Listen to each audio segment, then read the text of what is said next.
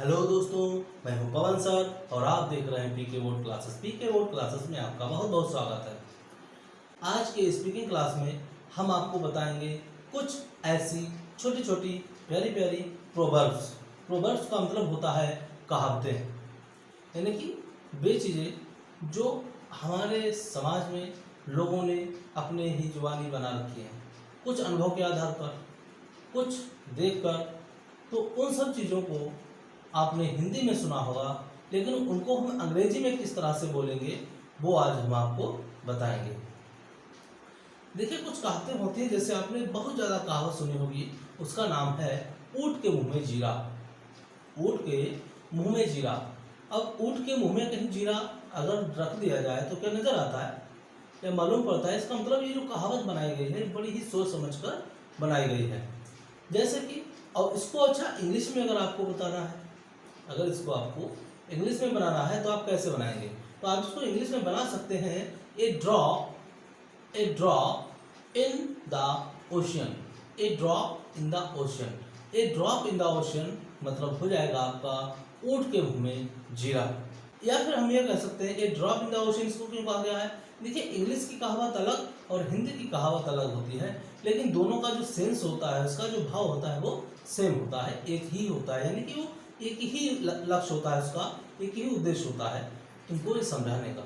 ये drop in the ocean का मतलब ये है कि एक बूंद अगर समुद्र में डाल दी जाए तो उसका कोई अस्तित्व नहीं होता है। एक बूंद अगर समुद्र में डाली जाए या एक बूंद समुद्र से निकाल ली जाए तो उसका कोई फर्क नहीं पड़ता है। उसी प्रकार अगर ऊँट भूखा है, उसके मुंह में जीरा रख दिया जाए तो उससे उसे भी कोई फर्क नहीं पड़ता है। या ऊँट के मुंह में जीरा रखने से क्या है, उसका पेट भर जाएगा, उसका कोई महत्व नहीं होता है। ठीक है। नेक्स्ट आपका है कि अंधे के हाथ बटेर लगना। अंधे के हाथ बटेर लगने का मतलब ये होता है, इसका आपने सुना होगा कि कोई व्यक्ति अंधा है, उसके हाथ बटेर लग सकती है क्या? नहीं ना। तो क्या है कि इसका मतलब ये है कि बिना मेहनत के अचानक ही आकस्मिक रूप से कुछ हासिल हो जाना।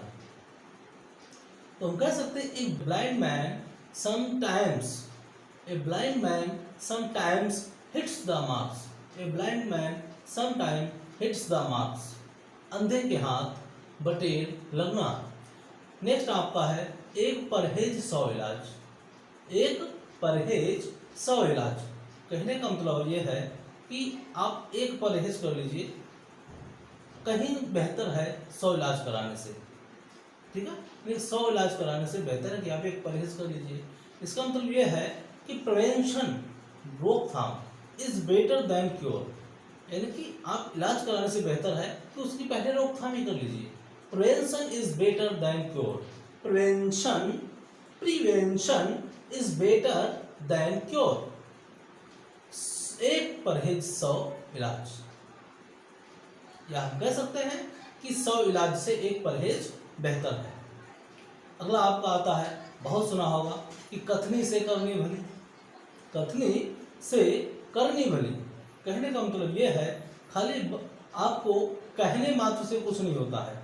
कथनी मात्र से या सिर्फ मुंह चलाने मात्र से, कुछ कहने से, बड़ी बड़ी बातें करने से कुछ नहीं होता है। उससे अच्छा होता है कि आप कुछ करें। तो इसका मतलब यह है कि example is better than precept. Example is better than precept. कथनी से करनी भली।